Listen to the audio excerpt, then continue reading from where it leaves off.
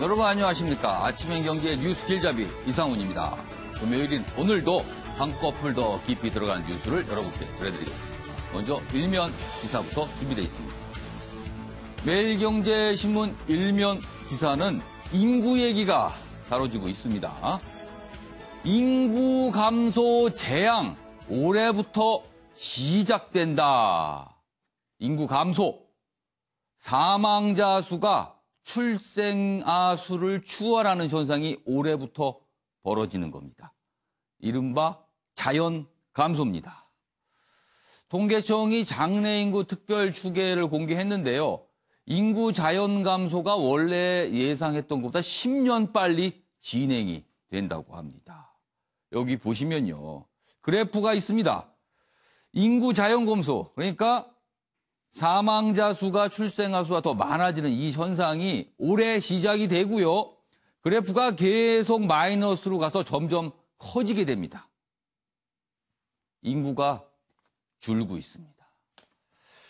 자, 이번엔 경향신문 보겠습니다. 기사가 이쪽에 있는데요. 아시아나 쇼크 책임. 박삼구 경영 손 뗀다. 이렇게 돼 있습니다. 회장 취임 17년 만에 사퇴하는데요. 사는 회장, 산업은행 회장을 만나서 지원을 요청하기도 했습니다. 그러자 사는 측에서는요.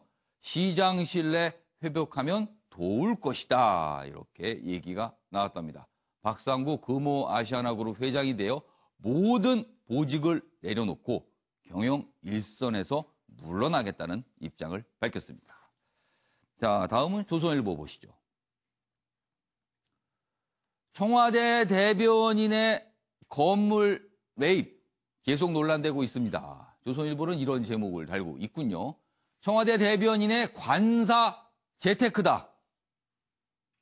김의겸 청와대 대변인, 청와대 옆 옥인동 전셋집을 빼고 바로 앞 청와대 관사에 입주했다. 그래서 이걸 가리켜 관사 재테크 아니냐 이렇게 됩니다. 4억대 전세금 보태 25억 재개발 지역의 건물을 매입한 겁니다.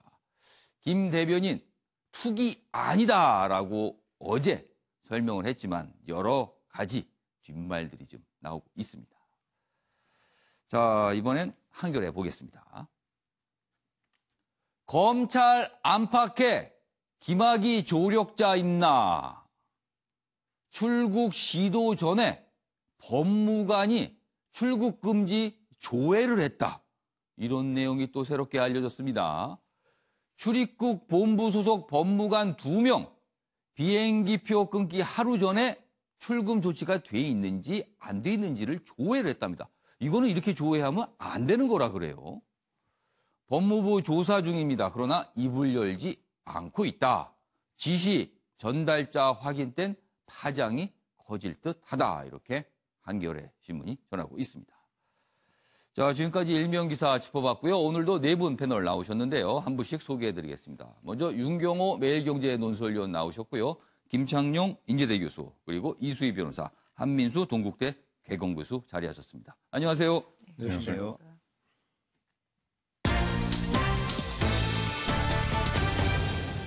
오늘 다룰 뉴스의 핵심을 정리한 아침을 여는 키워드 4가지입니다. 첫 번째 키워드, 이상한 표시가 있죠. 올해 사망자 숫자가 출생아 숫자를 앞지른다. 그 표시가 돼 있고요. 두 번째 키워드는요. 생활인과 청와대 대변인 사이에서 거짓말하는 자는 누구인가? 마지막 키워드는요. 수포자 확 늘었다. 수포자는요. 수학 공부에 어려움을 겪는 학생을 말하죠. 그러나 확 늘었다고 합니다. 자, 그럼 첫 번째 이슈는 인구 얘기를 좀 해봐야겠습니다. 국가의 근본적인 문제인데요. 우리 심각한 상황으로 가고 있습니다. 지금. 세계일보 기사인데요. 올해 사망자 출생아 꺽쇠가 이렇게 돼 있습니다. 사망자 쪽이 더 많게요. 더 빨라진 인구 절벽이다. 이렇게 돼 있습니다. 자연 감소 10년 당겨져 올해부터 시작이 됩니다. 2028년 인구가 정점 후 내리막길로 시청자 여러분께서는 자연 감소가 올해부터 시작이 된다는데 뭐 인구 정점은 왜 2028년이라 이런 의문을 가질 수가 있습니다. 그런데요, 자연 감소에다가 외국에서 유입되는 새로운 인구들이 또 있거든요. 뭐 귀화자들인가 등등등. 그러니까 그런 걸 감안하면 본격적으로 전체 인구가 줄지는 않는데 2028년에 정점을 찍은 후 그 인구조차도 이제 내리막길이라는 얘기입니다.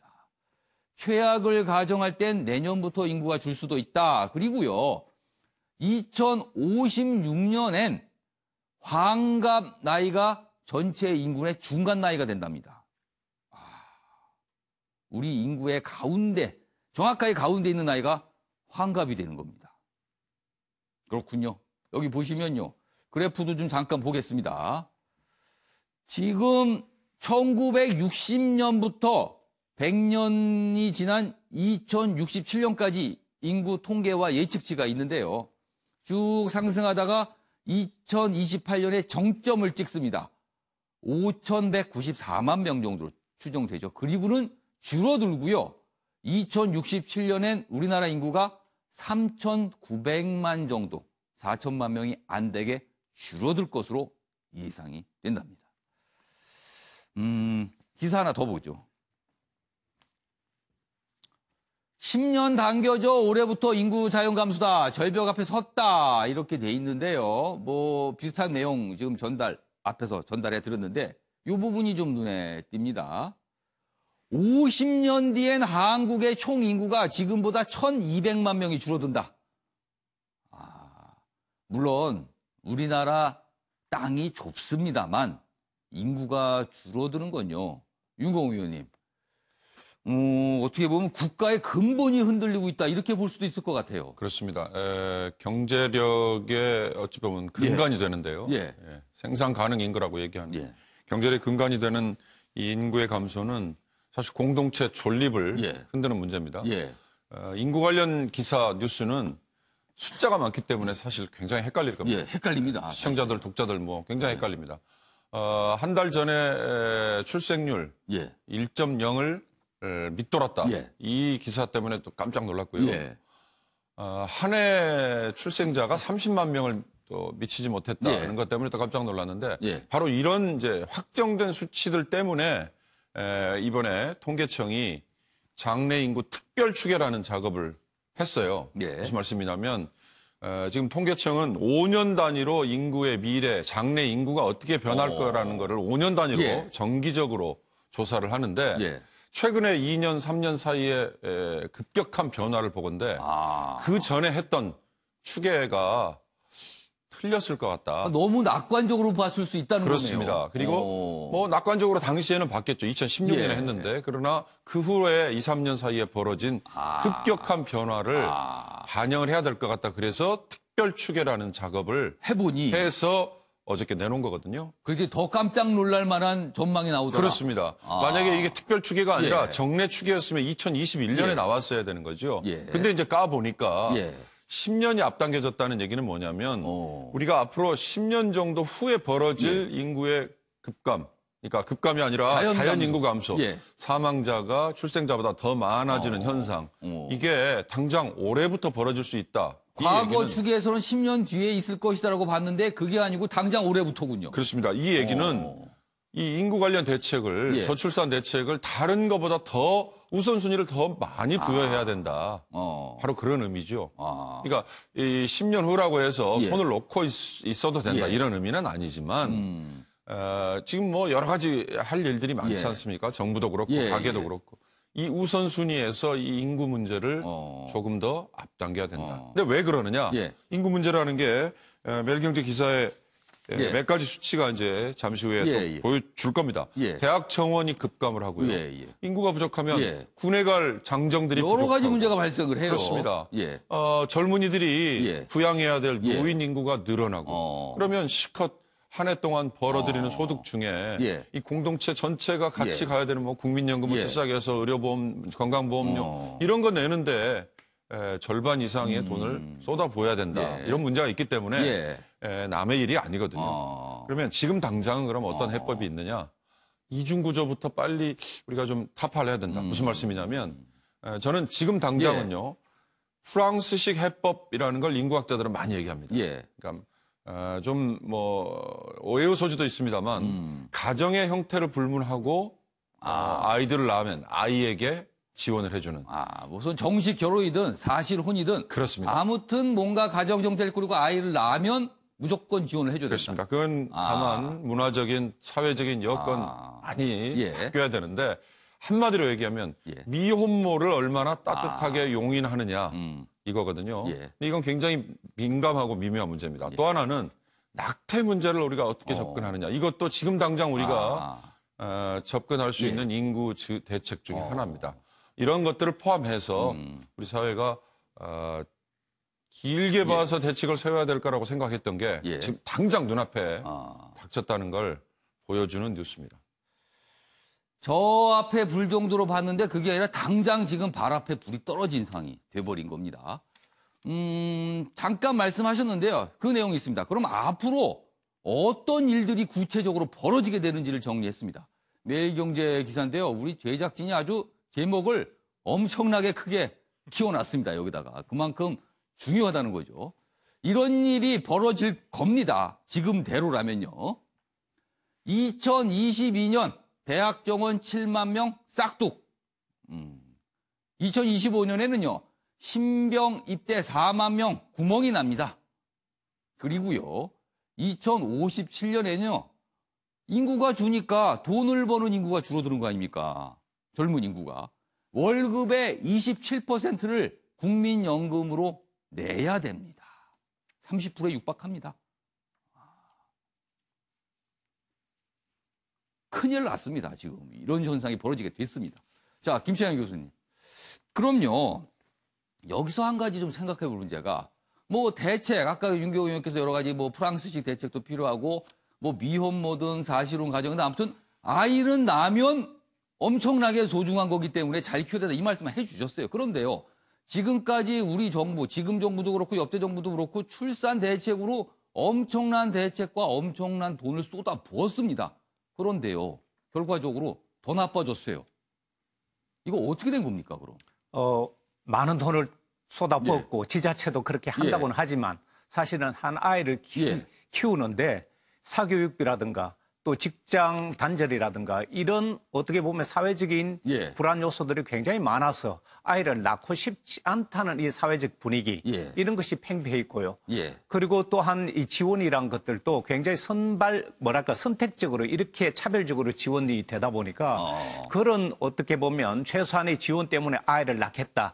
그런 어떤 유도 심리에는 턱없이 부족하다. 아무리 정부가 뭘 해준들 사람들 마음은 아이 낳으면 이거 감당할 수 없다. 이런 생각을 한다는 거네요. 특히 젊은 청사에서는 아이가 우리들의 인생 전체를 발목 잡는 그런 현실적인 구조지 않습니까? 유치원 사태도 그렇고 여원 사태도 그렇고 그 케어하는 모습 보면 정말 내 아이를 저런 곳에 보내고 싶지 않다라든가 유치원 대랑 같은 데 봐서도 아이 없는 게 너무 다행스럽다라든가 이런 우리 사회적인 전반적인 문제들이 어떻게 보면 포괄적으로 담겨 있기 때문에 아이를 낳고 싶은 사회적인 풍토 그리고 좀 더 편하게 아이를 키우고 싶은 그런 사회적인 기반 구조들을 바꿔주는 것이 저는 급선무다 이렇게 봅니다.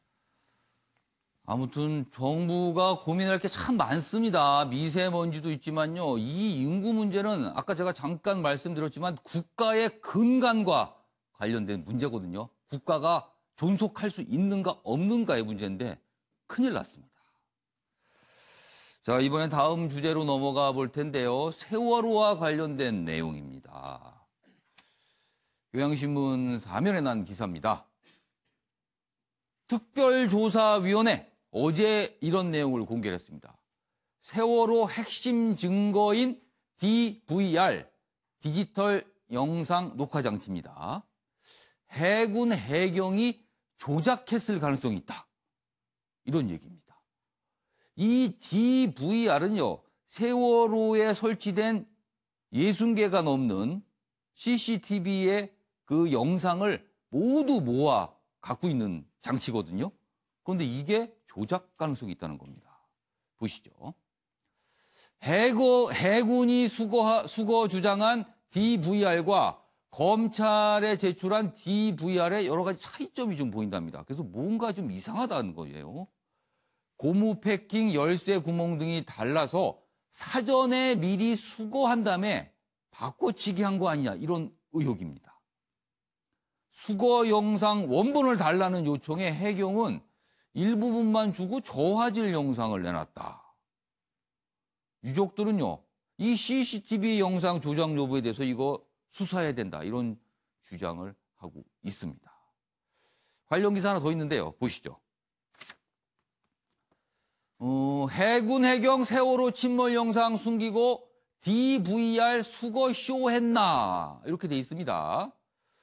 이 의혹의 핵심 중에 한 가지 내용은요, 해군이 DVR을 그 당시 그해 6월 22일 날 수거한 걸로 알려졌는데 미리 수거를 하고 수거하는 모습을 일부러 연출한 게 아니냐, 뭐 이런 의혹도 있어요. 보시면 침몰 직후 40분 영상 없이 일부만 공개돼서 그동안 참 여러 가지 의혹을 샀습니다.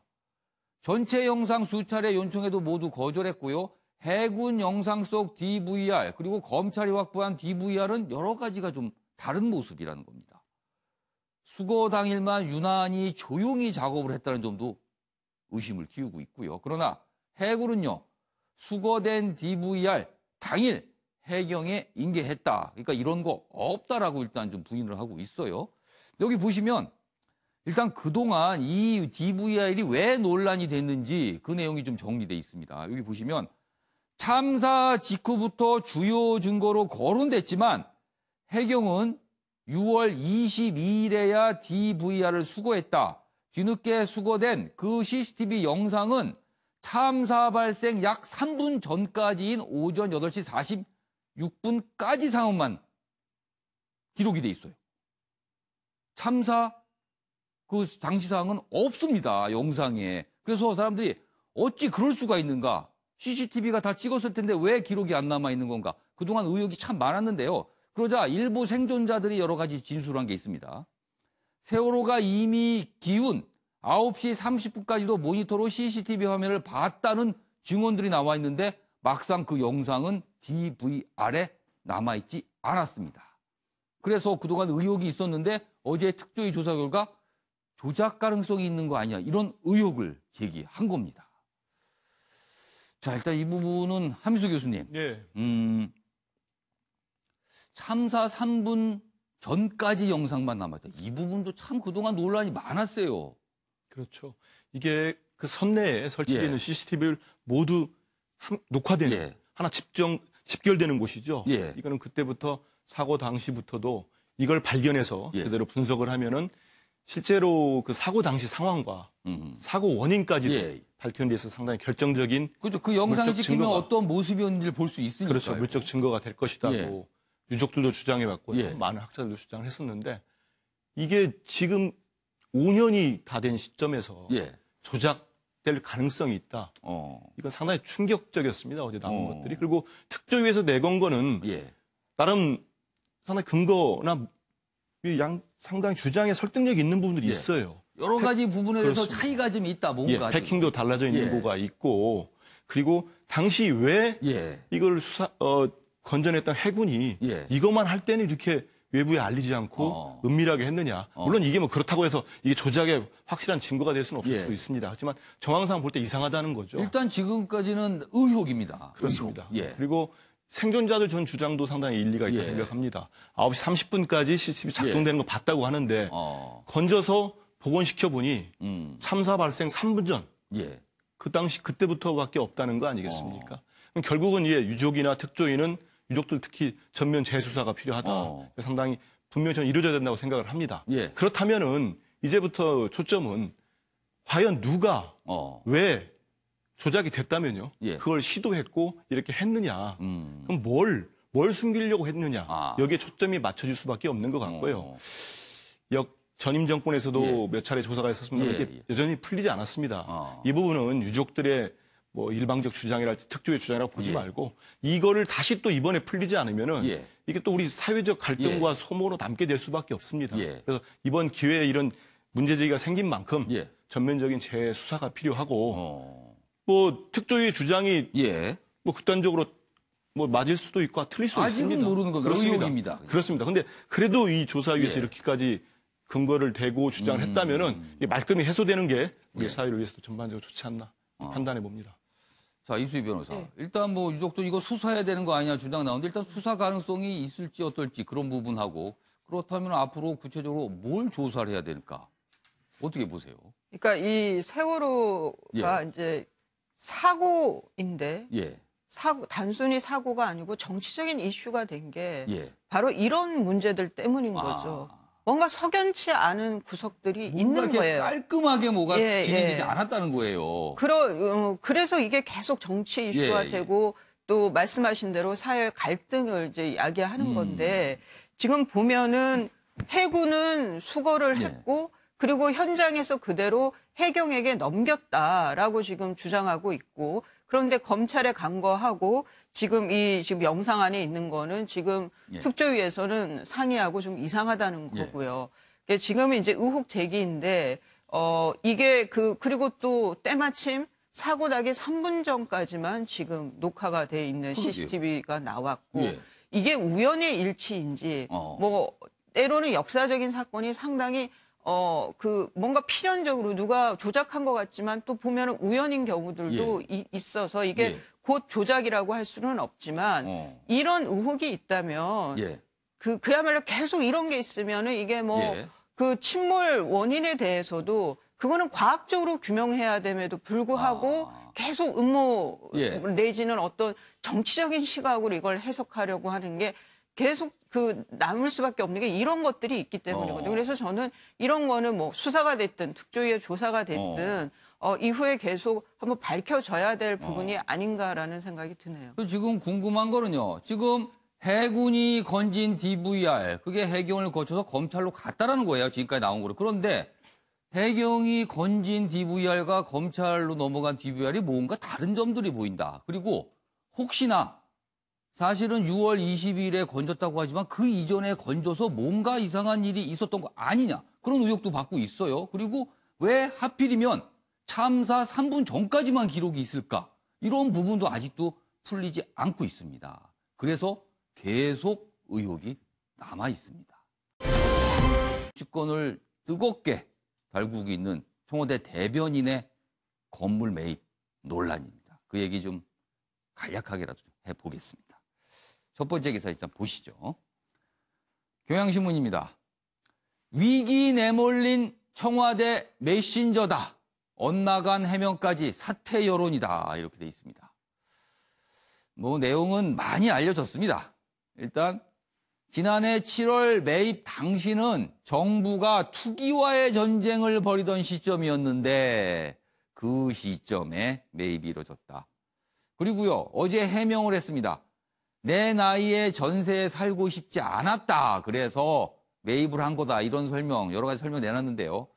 이 설명이 경향신문은 파문만 더 키웠다. 이렇게 지적을 하고 있습니다. 관련 기사가 하나 더 봤는데요. 요 내용은 전문가들이 그러니까 부동산 전문가들이 본 그 건물 매입이 과연 어떤 의미일까? 이렇게 좀 분석한 내용이에요. 부동산 전문가가 본 김의겸 25억 상가다. 재개발 4년에서 5년 걸리는데 11억 가까이 빚을 내서 매입을 했다. 그러니까요. 개발 이익 노린 투기성 거래다. 이렇게 전문가들의 분석이 있습니다. 여기 내용 좀 더 자세히 있는데요. 거주 목적이었다면 기존 아파트를 샀어야 한다. 당장 살 집도 아니고 4년에서 5년이 걸린답니다. 입주를 하려면은. 상가, 일부 상가는 뭐 장사도 안 한다. 비어있다. 뭐 이런 얘기도 있고요. 그리고 임대사업자로 아예 등록했다면 떳떳한 처사다. 그리고 건물 가격의 39.72% 대출받은 거 LTV, 이른바 이제 이 대출 규제를 딱 충족한 수준이었다. 뭐 이렇게 지적이 있네요. 그러니까 이게 범상치 않은 거래다. 일단 전문가들의 진단은 이렇습니다. 자, 그럼 여기서요, 이와 관련해 뭐 정치권 여러 가지 지적과 비판 내놓고 있는데요. 그 영상 준비했습니다. 보시죠. 김의겸 대변인은 청와대 근무를 마친 뒤 노후 대책이라고 했습니다. 청와대 근무 마친 뒤에는 25억짜리 건물 하나쯤은 내 이름으로 해놔도 무방하다는 속내를 말한 것입니까? 엄청난 대출을 받아서 이런 부동산을 마련한 것은 누가 봐도 투기라고 볼 수밖에는 없습니다. 청와대의 입이라는 대변인까지 나서서 투기를 하고 다녔다니 과연 내노남불 정권입니다. 내가 하면 노후 대책, 남이 하면 불법 투기 정권입니다. 네, 정치권 뭐 야당 중심으로 저렇게 지금 지적이 나오고 있습니다. 윤경호 의원님, 왜 그곳에 샀을까요? 진짜로. 예, 뭐 왜 샀는지는 본인이 무주택자 그리고 하필 그때. 예, 노후 대책 실거주 목적 이렇게 얘기를 했어요. 예. 그러나 저는 이번 이 사태를 보면서 공직자의 책임감이 얼마나 큰지, 공직의 무게가 얼마나 엄중한지를 여실히 보여준 거다. 그러니까 자연인 김의겸이 이런 투자를 했다면 사람들이 부러워했을 거고 잘했다고 했을지 모르지만 공직자, 특히 청와대 대변인이라는 자리에 있었던 사람이 그 시점에 이런 투자를 했다는 것 때문에 이런 도마 위에 오르는 거죠. 이미 기사에서 다 분석이 됐습니다만 두 가지가 문제입니다. 하나는 정부가 투기와의 전쟁이라고 하면서 부동산을 옥죄는, 그래서 결국 9.13 대책이 나왔던 시점. 그 직전에 엄밀히 따지면 7월에 저 흑석동 부동산을 매입 계약을 했다는 거고 8월 말에 투기 지역으로 흑석동 일대가 지정이 된단 말이죠. 그러니까 그런 것들 전반을 놓고 보면, 그리고 청와대에 근무하고 있는 대변이라는. 글쎄요. 그러니까 뭐 어찌 보면은 남들은 얻을 수 없는 비대칭 정보를 혹시 여기는 알고 있는 거 아니냐라는 그냥 혹시입니다. 그냥. 추정을 할 수도 있고 그런 오해를 받을 수 있지 않습니까? 그리고 기사에 있었지만 재개발 확정이 되는지 또 이게 완료가 되면 얼마나 걸려야 되는지 이런 거에 대한 정보가 없는 상태에서는 사실 재개발 재건축 투자라는 건 그런 위험이 있는 거거든요. 근데 이제 그런 것도 본인에게는 뭔가 남들이 모르는 정보가 있는 거 아니냐 이런 오해를 받기 십상이잖아요. 그러니까 만약에 제가 김의겸 대변인의 입장이었다면 저 시점에 아무리 그 전에 공을 들였다 하더라도 부동산 매입 계약을 하지 않았어야죠. 그걸 미뤘거나 취소를 했어야죠. 아니면 저게 정말 노후 대책이고 본인의 무주택자로서의 서름을 벗어나기 위해서 실거주 목적으로 저걸 해야 됐다면 미안하지만 그로부터 몇 개월 전에 본인에게 제의됐던 청와대 대변인 자리를 고사를 했어야죠. 저는 이거보다는 조금 더 사익을 더 취해야 돼서 노후에 조금 더 잘 살고 잘 먹고 해야 되기 때문에 난 이런 자리는 못 가겠습니다 했어야죠. 다시 원점으로 돌아오면 결국 공직에서 나란 일을 하려고 하는 게 중요하느냐 아니면 나는 그냥 자연인으로 사익을 취하는 게 맞느냐에 대한 선택의 문제였다. 김의겸 대변인의 뭐 얘기처럼 또 남들이 전문가들이 보는 것처럼 이게 투기인지 또는 위법이나 불법 행위인지는 명확하게 드러나는 게 없습니다. 보는 사람에 따라서 정치권에서는 그렇게 공격을 하지만 실제로 불법 행위냐, 불법 행위. 뭐 지금까지 나온 거는 불법 행위라 볼 수는 없어요. 없다는 거죠. 또 투기냐, 아니 무주택자가 실거주 목적으로 했다는데 무슨 투기냐 이렇게 얘기하면 사실 할 말은 없습니다. 그러니까 결국 자연인으로,서 사익을 취하는 게 더 주된 거였느냐, 아니면 공직자로서 나란 일을 하려고 했던 거였냐. 그렇다면 본인이 하나는 포기를 했어야 된다. 그 얘기를 하고 싶습니다. 지금 공직의 무게를 말씀해 주셨는데요. 그 관련된 기사도 하나 준비되어 있습니다. 다음 기사 보겠습니다. 중앙일보 기사가 이렇게 달려 있습니다. 56세 자연인인 김의겸, 청와대 대변인인 김의겸. 뭐 자연인이라 표현인데 뭐 생활인이라고 할 수도 있겠죠. 생활인 김의겸과 청와대 대변인 김의겸 사이에서 이렇게 볼 수 있을 것 같습니다. 일단 여기 보시면 설명이 좀 몇 가지 돼 있습니다. 30년 무주택, 노모를 둔 자연인이다. 재개발 건물은 해볼 만한 배팅이었다. 이런 전문가들 분석입니다. 만약에 본인의 상황이 이렇다면 이건 해볼 만한 가치가 있다. 그런데 집 잡기 나선 문정부 대변인, 여기가 문제가 되는 지점입니다. 부동산 투기했다는 말이 나와서야 이렇게 돼 있어요. 조금 더 김의겸 대변인의 상황을 설명한 내용이 있습니다. 여기 있습니다. 현재 80 노모가 혼자서 생활하고 계신다. 내가 장남이다. 전세를 살면서 어머님을 모시기 쉽지 않아서 어머님을 모실 수 있는 넓은 아파트 필요했고, 그리고 상가는 청와대를 나가면 별달리 수익이 없기 때문에 아파트 상가 임대를 받아서 도움을 받을 수 있을 것 같아서. 그렇죠. 이 건물을 사면 큰 아파트와 상가를 나중에 확보할 수 있다고 합니다. 그러니까 큰 아파트가 필요했던 이유, 상가가 필요했던 이유를 설명을 했어요, 본인이. 그런데 때마침 아내가 퇴직을 하면서 퇴직금을 받았다. 돈도 생겼다는 겁니다. 자, 여기까지는 바로 생활인, 자연인 김의겸의 모습이었어요. 그런데요, 여기 있습니다. 제가 방금 한 말 똑같이 여기 돼 있네요. 여기까지는 자연인 김의겸 얘기다.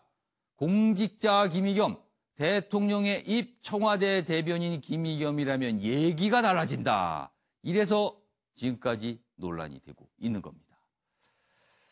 자, 이 부분을 일단 이수희 변호사께 각오 이렇게 차례대로 좀 쭉 질문 좀 드릴게요.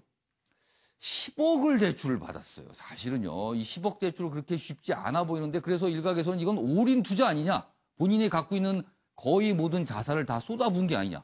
이렇게 얘기가 나와요. 그 올인 투자를 할 수 있었던 게 저는 예. 뭐 김의겸 대변인이 예. 저기도 늘 계속 얘기가 나왔지만 예. 생활인으로서 이런 투자를 했다 그러면 과감한 투자인 거죠. 자기 돈 갖고 뭐 해서 10억이 예. 넘는 돈을, 그리고 이게 또 할 수 있는 게 저기가 남는다고 생각을 하니까 그 이자 비용을 부담해 가면서 예. 연 4천, 4,500, 5천 되는 예. 이자 부담을 해가면서 한 4, 5년 버티면은 나중에 집값이 올랐을 때, 아파트가 다 들어서서 상가까지 해서 올랐을 땐 충분히 남는 게 있다고 생각하니까 여기를 샀을 거 아니에요. 뭐 생활인으로 친다면 투자를 잘한 걸로 볼 수 있죠. 그리고 예. 뭐 자본주의 사회에서 그 예. 이자 부담할 수 있고 예. 또 그런 리스크를 안으면서도 한다는 거는 뭐 그걸 누가 탓할 사람이 있겠습니까? 예. 그런데 그 돈, 본인이 올인한 그 돈에 4억 5천이 전세금이었거든요. 원래 살던 집의 전세금. 예, 그걸 빼고는 관사로 들어갔어요. 지금 청와대 관사에. 이분이 지방 살던 분이면 또 그렇다 쳐요. 근데 그것도 아니에요. 서울에 살던 분이 예. 청와대에 자기 집 올인하려고, 자기 재테크에 올인하기 위해서 관사를 들어가 산다? 관사에 들어간 그 기회를 이용을 해서 그걸로 재테크를 했다? 관사 입주가 그러니까 활용이 된 셈이 됐어요. 저는 이거는 정말 상당히 나쁜 정상이라고 봐요, 이거는. 예. 그 부분도 지적을 하고 싶고요. 예. 그리고 또 하나는 이제 결국은 그러면, 그러니까 예. 이 정권에서 예. 김현미 국토부 장관이 2018년 예. 7월, 뭐 이전에도 계속 예. 빚내서 집 사지 마라. 그 얘기는 뭐예요? 부동산으로 투자를 하려고 생각하지 마라. 그냥 집은 사는 거지, 거주하는 거지, 투자 대상이 아니라는 거잖아요. 그렇게 하고 있는 상황에서 청와대 대변인이 결국 몇 년 안에 그래도 돈을 벌 수 있고 좀 때도 수억의 시세 차익을 볼 수 있는 거는 집밖에 없다, 아파트밖에 없다라는 메시지 시그널을 준 거잖아요. 저는 그거는 최동호 국토부 장관 후보자도 마찬가지인 거고요. 그럼 도대체 이 정권에서 국토부나 청와대에서 하고 있는 부동산 대책이라는 게 결국은 꾹꾹 눌러놨지 몇 년 지나고 나면 또 폭등할 수 있는 거리가 된다는 거잖아요. 그러니까 이 정권에서 하고 있는 부동산 정책이 별 실효성이 없는 정책일 수도 있다는 거잖아요. 그거를 이 사람들이 간접적으로 보여준다는 거죠. 이 사람들이 지금 보여주는 행태들이 그런 거잖아요. 저는 그런 면에서 좀 문제 제기도 하고 싶고, 그래서 저는 그 논설 위원님 말씀대로 생활인으로서 한 거에 저는 탓하지 않겠어요. 하지만 청와대 대변인이 2018년 7월에 이렇게 집을 산 거, 저는 당연히 사퇴해야 할 감이라고 생각합니다. 김치환 교수님, 어차피 일은 뭐 벌어졌는데요. 좀 돌아보면 본인의 자산을 이렇게 모으면 한 14억 정도 됐다 그래요. 그럼 그 돈의 일부로 그냥 당장 거주할 수 있는 아파트나 집을 샀으면 큰 문제가 없지 않았을까라는 생각도 드네요. 그렇죠.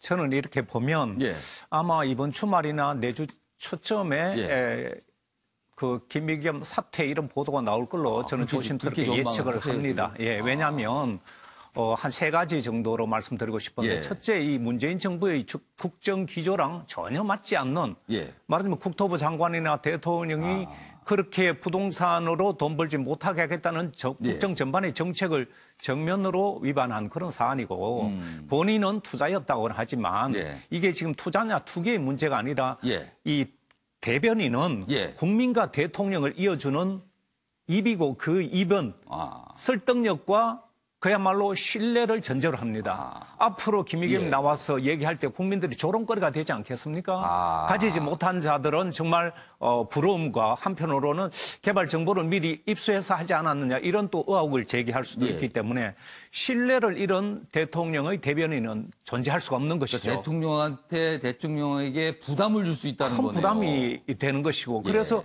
이 신뢰를 대변인이 잃는다는 것은 굉장히 큰 문제고 마지막으로는 저는 여기서 지금 모든 언론이 이건 잘못됐다고 지적을 하고 있거든요. 그건 곧 국민의 소리를 언론이 대변하고 있기 때문에 이런 부분은 대통령의 직접적인 어떻게 보면 통치하는 과정에서 큰 뭐랄까 누수 현상이라고 할까 이 대통령에도 큰 부담이 되기 때문에 저는 빨리 사퇴하는 것이 맞고 사퇴를 만약 버틴다면 빨리 면직 처리하는 것이 맞기 때문에 이것은 저는 시간의 문제라 이렇게 봅니다. 그래서 앞으로는 김의겸 대변인은 공직 사퇴를 택한 것이 아니라 공직 사퇴나 돈 중에서 본인 스스로 공직 사퇴를 택하지 않았나 저런 해명조차도 설득력이 없기 때문에 사퇴를 하게 되면 청와대를 떠나면 관서에서 나오게 되잖아요. 그러면은 어떻게 되는 겁니까 이게? 네. 하지만 몇 년 지나면 이제 건물주가 되는 것이죠. 적어도 공직자로서의 처신이라든가 그 책임감은 현재의 정부에서는 맞지 않는 그런 처신을 했다는 것이 모든 패널들의 지적이고 언론의 또한 지적이 저는 국민의 소리라고 생각을 하고 있습니다. 한민수 교수님. 자, 이 사례가 두고두고 생활인과 공직자 사이에서 어떤 태도를 취해야 되는가 남을 것 같아요. 지금 보면 물론 김의겸 대변인의 개인적인 이 상황을 보니까 아직까지 제대로 된 집이 전세로 살고 집이 없고 노모도 계시고 해서 뭐 집이 필요한 사람 이런 사항들이 있습니다. 여기까지만 있었으면 되는데 청와대에서 일을 한다는 부분이 계속 문제가 되고 있는 거예요, 지금. 일단은 뭐 좀 차분하게 접근을 해보면 첫 번째는 지금까지 드러난 걸로 봐서는 김 대변인이 위법과 탈법을 저지르는지는 정확치 않고요. 그렇죠. 낮을 가능성이 높고. 두 번째는 우리 김 교수님 말씀하셨지만은 이건 문재인 정부를 떠나서 진보 보수를 떠나서 여야 문제도 떠날 부분이라고 생각합니다. 근데 저는 참 부적절하고 처신에 문제가 있다고 생각하는 첫 번째 이분이 해명을 했는데 30년 무주택자 그리고 전세 살기가 싫어서 이 나이에 아마 이 국민적 상실감이 엄청 클 겁니다. 이 얘기를 듣고 전국에 전세를 사시는 분들, 월세 사시는 분도 있고 무주택자도 많을 텐데 본인은 30년 살아서 억울하다고 지금 얘기를 한 건데 이래서 집을 구한다. 근데 그래서 제가 봤어요. 재산이 얼마일까? 14억 원입니다. 그러니까 동원할 수 있는 자산이 그렇습니다. 당장 14억 원이면 자산이요. 14억 원이면 어느 나라가 우리나라에서 14억 원 가진 사람을 자산가가 아니라고 할 수 있겠습니까? 글쎄 우리 국민 중에서 자산을 10억 이상 갖고 계신 분이 몇 % 정도 될까요? 그렇습니다. 이 돈으로 충분히요. 서울 시내 어느 곳에도 강남에 있는 아주 비싼 아파트, 고급 아파트 빼고는 다 살 수가 있습니다. 이거가 해명이 틀렸고요. 두 번째는 우리 윤 의원님 말씀대로 저는 공직자의 처신이 문제입니다. 간단한 예를 들어서 사람이 누군가가 500만 원어치 주식을 사면은 그 회사가 잘 되기를 기원하고 국가 정책도 거기에 맞게 되기를 기원합니다. 아무래도 그렇습니다. 근데 이 김 대변인이 이 진짜 좀 거친 표현 몰빵을 했는데 자기 인생과 아이들의 인생까지 다 걸은 거예요. 사실. 올인을 했습니다. 올인을 했습니다. 이렇게 해놓고 그러면 정부 정책하고 모든 정부 청와대 대통령 중재 회의에 수석보좌관 회의 들어가서 그 정책들 부동산 대책 나올 때마다 속으로 걱정하지 않았겠습니까? 이러다가 내가 사는 것 그 저 건물 값 떨어지는 거 아니야? 저는 그렇게도 생각합니다. 이거는 국민적 상실감은 결국 대통령과 정권에 대한 이 민심 위반으로 이어질 수가 있습니다. 그래서 좀 전에 앵커 말씀하신 대로 저 정도 할 거면 저는 이런 분이 왜 청와대를 갔었을까? 만약 이거를 생각했다면 이 가까운 친척, 부동산 중개업자라고 했지 않습니까? 이분이 누군지는 모르겠습니다만 당시 상황을 면밀하게 분석해서 이게 좀 금매가 나왔다든지 이걸 사면은 당장 얼마가 오른다. 10억 이상의 대출을 받고 1억을 또 4인간 채무를 하더라도 뭐 당신이 이자를 내더라도 몇 년 동안 지나면은 이거는 놓쳐서는 안 된다. 뭐 이런 그러지 얘기가 있을 수도 있지 상식적으로 볼 때 않았겠느냐. 그렇습니다. 예, 예. 상식적으로 볼 때. 그렇기 때문에 이거는 본인은 억울하더라도 국민 다수가 예. 재개발 딱지 샀다고 보고 있는데 이게 어떤 설득이 되겠습니까? 그리고 또 나왔습니다. 저도 예전에 예. 그 언론인 생활할 때 청와대 출입돼 봤습니다만은 예, 예. 전 대변인 관사가 있다는 걸 저도 이번에 알았습니다. 그게 원래 없었던 건데 생겼다 그래요. 박수현 전 대변인이 예, 충남 사람이니까 했다는 건데 그때부터 생겼다고. 여기는 말 그대로 새벽에 출근하고 밤 늦게 퇴근하는 청와대 직원들을 위해서 이 숙식 장소입니다. 대통령 보좌 잘하고 국정에 원활하기 위해서 여기를 자기 전셋집 청와대 근처에 있는 전셋집 내놓고 이렇게 뭐 투자하기 위해서 내놓고 들어와서 가족이 모두 모여 살으라고 국민 세금으로 관사가 그런 그다지 뭐 넓지는 해줬겠습니까? 않지만 아무튼 그게 활용이 되기는 한 셈이 저도 관사는 돼버렸어요. 들어가 보지 않았습니다만 예. 뭐 대단히 호화롭지는 않겠죠. 예. 그렇지만 이 관사를 들어가기 위해서 전셋집을 내놔놓고 그 돈을 가지고 투자했다는 거는 이거 선뜻 국민들이 잘했다고 할 사람 없을 것 같습니다. 내분 공의 이건 참 큰 문제가 있다라고 좀 지적을 해 주셨습니다. 알겠습니다. 이번에는 지금 정치권에서 계속 말들이 참 많이 나오고 있는 동영상 CD 그 얘기 좀 해보겠습니다. 매일매일 조금씩 뭔가가 말들이 나오고 있어요. 여기 있습니다. 한국일보인데요. 거짓말하는 자 황교안이냐 박남매냐 누군가는 지금 다른 얘기를 하는 거다. 이렇게 돼 있습니다. 김학의 동영상 CD 진실 공방이다.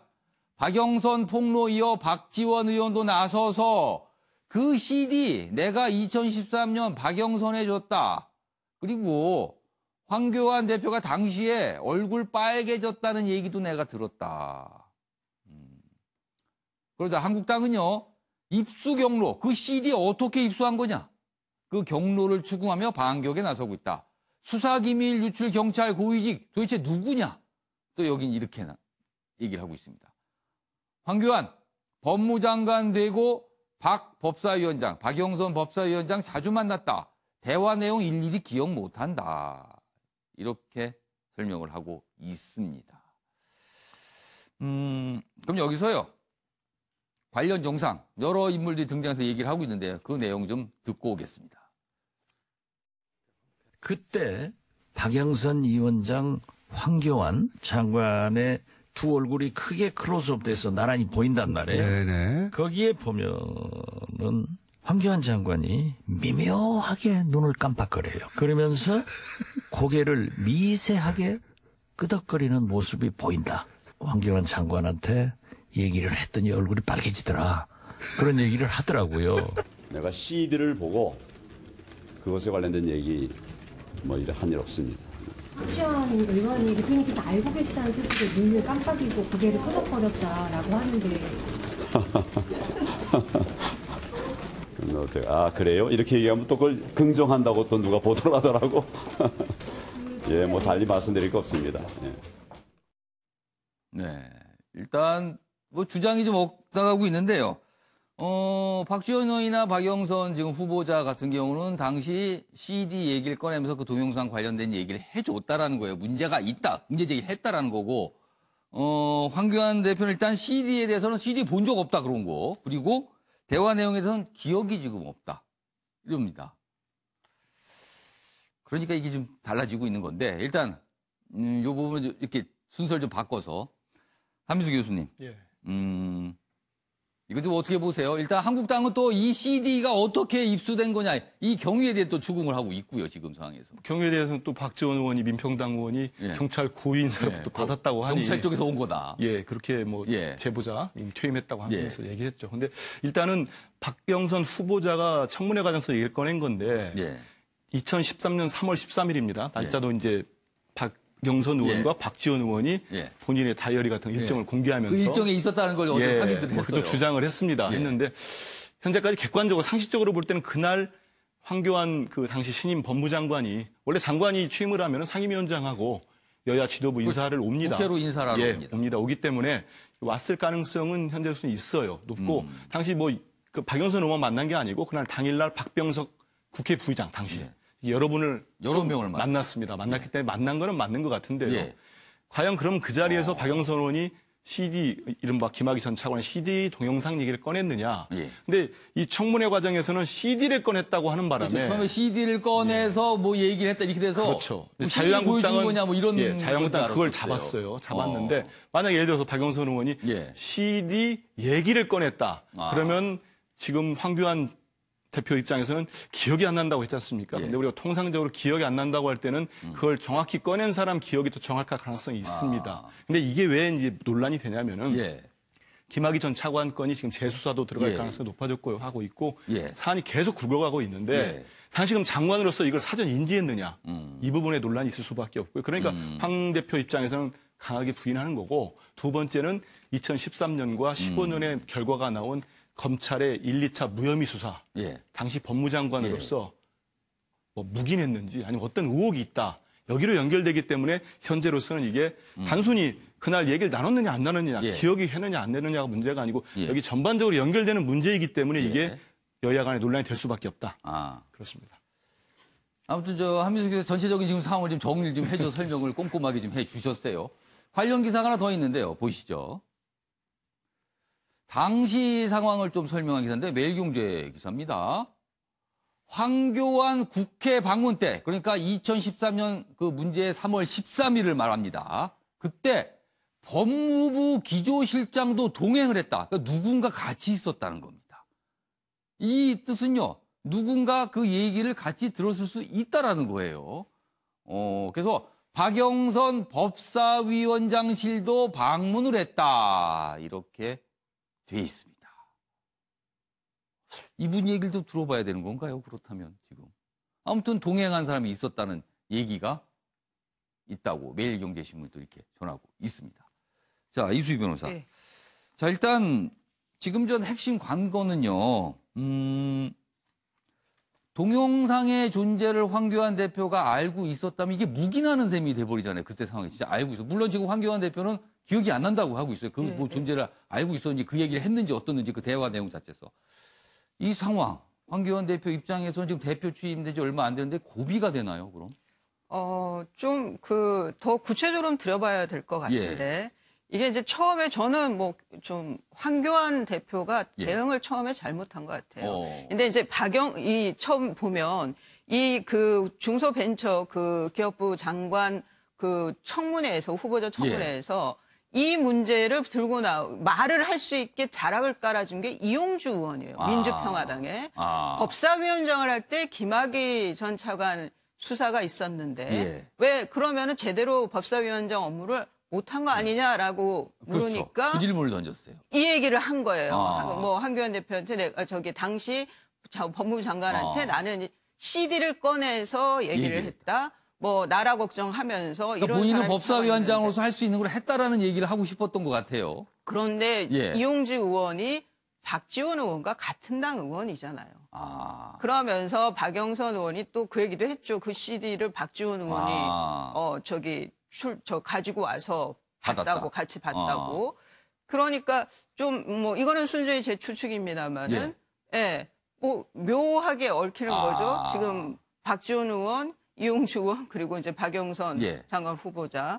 그런 면에서 이 얘기가 이 그 후보 청문회에서 이거가 이슈가 될 거라는 걸 당연히 알았을 거라는 생각이 들고 좀 의도적인 노출이 아니었나라는 뭔가 생각이 예상을 듭니다. 하고 그런 게 아닌가. 네, 저는 의도적인 노출이었다고 생각이 들고요.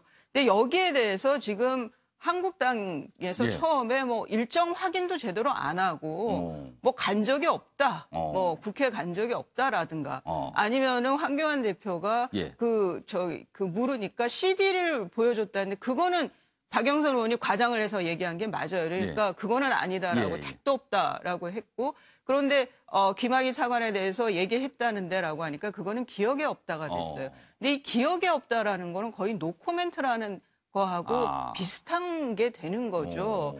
그러면서 이게 진실 게임으로 가버린 거예요.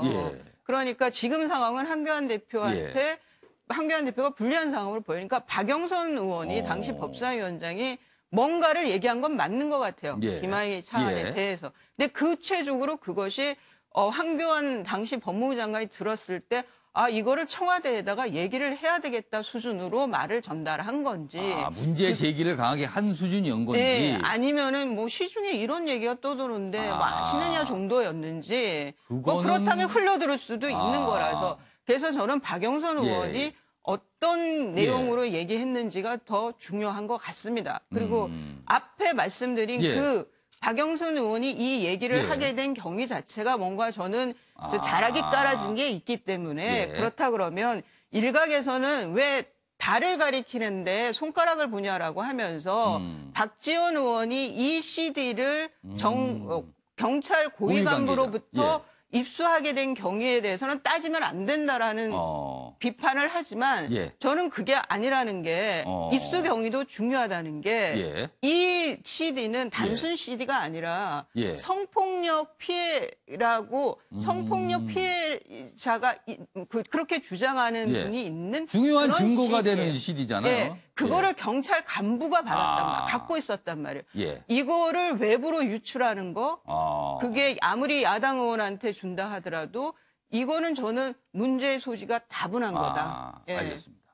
지금 김창현 교수께서는 이수희 변호사가 그 지적하신 부분, 그 CD가 유출된 그 자체도 문제 아니냐, 이건 또 어떻게 좀? 물론이죠. 문제가 되고 또 사실 그 의도적인 좀 발언이 아니냐 그런 부분도 상당히 저는 그 수긍이 가는 측면이 있는데요.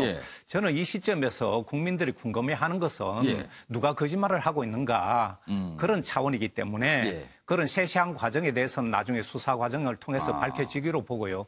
저는 누가 거짓말을 하고 있는가라는 한국일보의 답변을 하자면 조심스럽게 BBC는 이런 경우에 진짜 보도할 것이냐 말 것이냐라는 결정을 할 때 투소스 룰이라는 이런 방법을 쓰는데 그건 곧 지금 부정하는 사람은 황교안 한 사람이고 시인하는 사람은 박영선, 박지원, 신경민 이 최소한 세 의원들이 동시에 복수다.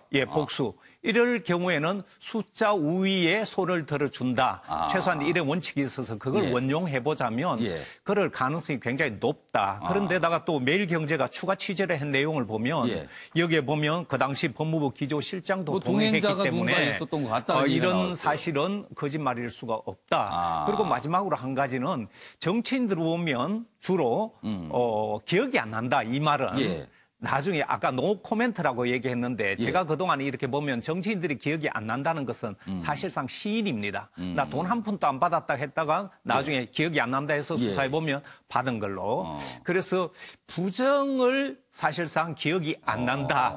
이런 식으로 해석을 할 수 있어서 이 부분은 거짓말일 가능성이 좀 높다. 지금 세 분 말씀 들었는데 일단 좀 양측은 서로 다른 입장을 내놓고 있는 거예요, 지금. 자, 윤경호 의원님. 저는 딱 하나만 지적하고 싶은데요. 이게 본질이 뭔지를 잊게 만들 수도 있다.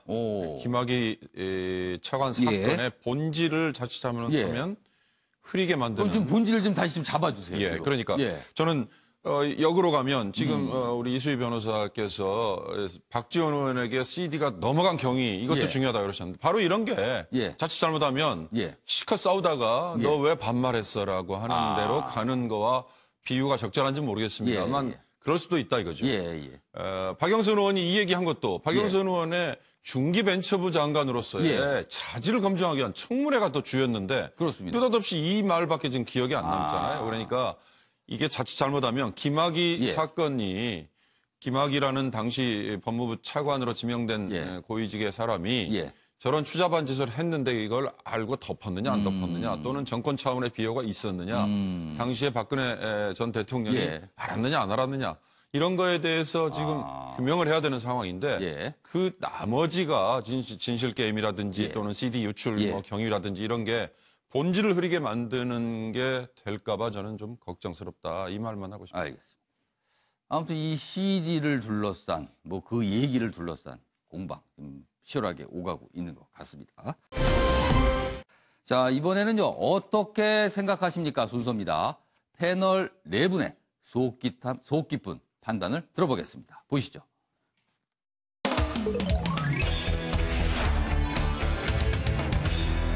오늘 어떻게 생각하십니까? 주제는 7명 장관 후보자 임명, 청문회가 다 끝났습니다. 어떻게 해야? 오늘 어떻게 생각하십니까? 주제는 어떻게 해야 할까입니다. 자, 제가 기사를 2개 정도 소개해 드리는 동안 네 분께서는요, 의견을 좀 적어 주시고요. 시간이 빠르게 가고 있어서 속도를 좀 내겠습니다. 답변에. 자, 첫 번째 기사는 서울신문 기사입니다. 또 흠결투성이 장관 후보자들. 한두 번이 아니라는 거죠.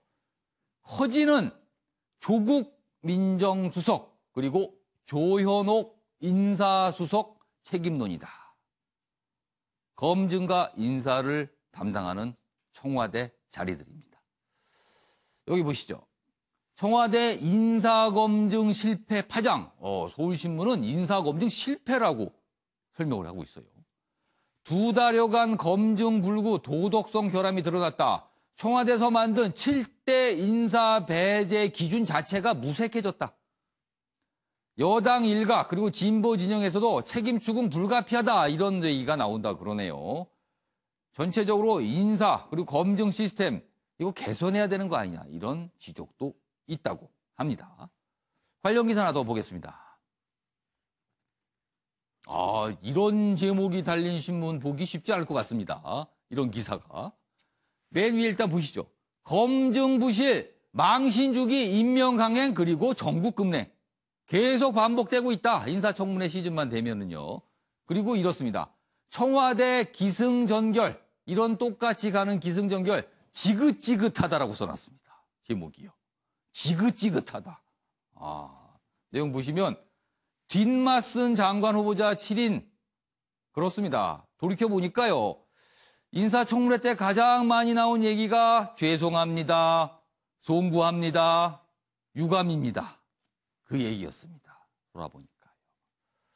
전문가들 인사청문회 무용론 이런 거 나오는데 이거 경계해야 된다. 뭔가 좀 바꿔야 되는 거 아니냐. 이런 지적이 나오고 있다고 합니다. 자, 네 분 패럽게 단도직입적으로 질문 드리겠습니다. 지금 7명의 장관 후보자 청문회 끝났는데요. 이 임명 문제 어떻게 해야 됩니까? 지금 당장 임명을 강행해야 되느냐 아니면 몇 명은 제외를 해야 되느냐. 해야 되느냐. 어떻게 되느냐. 이거에 대해서는 제가 지금 사적으로는 말씀을 하겠습니다만 지금은 아주 미묘한 얘기라서 못하겠습니다. 왜냐하면 지금까지 8사람의 문제가 있다고 청문 보고서 채택을 거부했던 야당이 거부했던 장관들을 다 임명 강행을 했지 않습니까? 원점으로 돌아가면 저는 이번 기회에 대한민국의 청와대 인사 시스템을 정말 손질을 해야 되는 걸 여실히 보여준 거다. 우선 첫째, 청문회 운영과 관련해서는 우리보다 먼저 청문회를 도입한 미국이든 다른 나라든 정책 청문회와 사적인 영역의 청문회를 구분을 하자. 그래서 공개할 건 공개하고 비공개한 건 비공개하고요. 두 번째, 청문회에 올린 대상자는 반드시 다 표결을 의무화해야 됩니다. 그래야 국회가 권한을 어찌됐든 더 행사를 하는 게 되는 거고요. 그래야 검증 파트에서 조금 더 부담을 갖고 검증을. 표결을 의무화한다는 건 어떤 장관도 동의. 그렇습니다. 국회 동의를 반드시 받아야만. 한 사람 절대 다수라도 이런 자리지만 그렇습니다. 장관도 미국의 경우는 상원이 결국 청문회 이후에 표결권을 가지고 있는데요. 상원에서 51대 49 한 표라도 부족하면 어떤 공직자도 결국 임명을 할 수 없습니다. 우리가 미국 제도를 따라왔다면 그래야 조금 더 엄격한 기준으로 검증을 하고 그 사람을 후보로 밀 것이라는 거고요. 궁극적으로는 제가 다른 자리에서 다른 기회에도 말씀드렸습니다만 결국 인선의 대상을 내 사람만 하겠다는 생각을 버려야 풀이 넓어진다. 그 얘기를 하고 싶습니다. 하나만 추가하자면 이런 식의 지금 한국일보가 지적한 정말 잘 지적했는데 이런 식의 인선, 청문회, 강행 이걸 되풀이 하다 보니 시중에 어떤 현상이 있느냐. 장관을 너무 우습게 알아요. 정말 흠집이 너무 많은 사람들을 그냥 밀어붙여서 장관직을 시키는데 존경하지 않습니다. 그리고 정치에게 권위가 서지 않아요. 이건 빨리 부작용이 나는 거네요. 그렇습니다. 악순환의 고리를 빨리 끊어야 합니다. 자, 김창현 교수님, 아까 똑같은 질문 드리겠습니다. 이 임명 어떻게 해야 됩니까? 저는 이대로는 안 된다고 생각을 합니다. 그리고 인사청문회 제도는 아주 좋은 선진 제도입니다. 하나의 통과 의뢰로 끝나서는 안 되고요. 여기서 걸러지는 장관도 나와야 이 좋은 제도가 앞으로 저는 생명력을 갖는다 이렇게 보기 때문에 최소한 국토부라든가 과기부, 문체부 이 두세 군데의 장관 후보자들에 대해서는 정도는 걸러야 된다는 거네요. 걸러내야 야당과 협치도 되고요. 예. 야당이 지금 7명 전부 다 예. 안 된다고 하는데 예. 인사가 만사라고 했는데 이제는 통과 의례로 청문회를 삼아서는 안 된다 이런 말씀을 드리고 싶습니다. 알겠습니다. 이수희 변호사. 예, 저는 자진 사퇴하실 분은 하시고 예. 낙마돼야 되는 분도 있고 그 예. 안에 그리고 이런 분들을 추천한 검증, 인사 검증에서 저는 당연히 책임을 져야 된다고 책임을 져야 된다. 거기에는 예. 조국 민정수석과 조현욱 인사수석이 있는 거죠. 근데 특히나 검증 문제에서 예. 더 큰 저는 책임이 있다고 생각이 들고요. 예. 예, 특히나 그 조동호 과기부 장관 이렇게 다크호스가 있는지 몰랐습니다. 예, 정말 공적인 도대체 그러니까 예. 봉화주의 뭐 이런 지금 화두로 또 나오기도 하는데 시민으로서 이렇게까지 개념 없이 지내오셨나?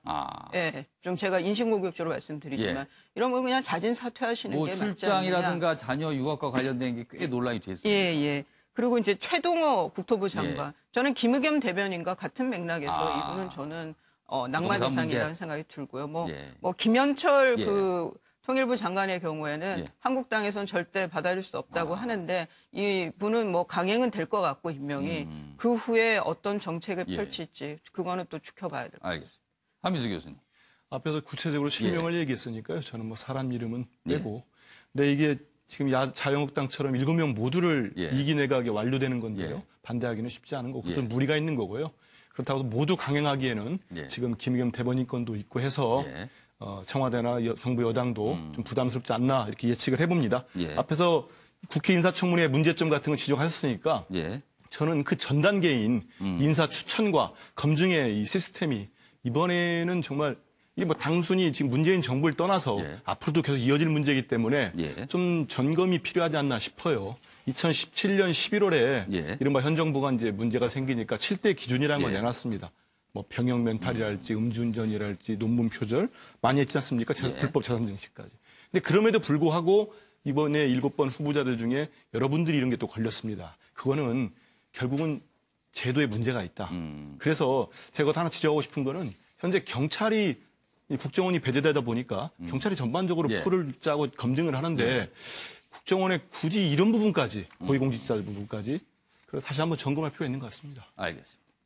뭐 7명 장관 후보자에 대한 인사청문 보고서는 한 건도 아직 채택되지 않은 상태입니다. 다음 기사 보겠는데요. 우리 아이들의 학력 문제를 다룬 기사가 있군요. 이렇습니다. 중고생 학력 저하 쇼크다. 10% 이상이 수학 낙제다. 이렇게 돼 있습니다. 뭐 영어는 뭐 35%, 그리고 고2, 중3이 5%, 고2는 6% 미달이다. 학력 저하가 2년째 심각해지자 교육부가 초1에서 고2 학력 진단을 의무화하도록 한다. 뭐 이런 얘기가 나오고 있네요. 이른바 학생들 중에 수포자가 늘고 있다. 뭐 이런 지적을 다룬 기사입니다. 자, 그리고요. 지난 20일인가 문재인 대통령이 대구를 방문했을 때 뭐 방문 데도 받고 여러 가지 뭐 기관 단총 논란도 있었는데요. 그 당시에 또 숨겨졌던 얘기가 또 뒤늦게 알려졌어요. 여기 보시죠. 여기 있습니다. 한겨레 신문인데요.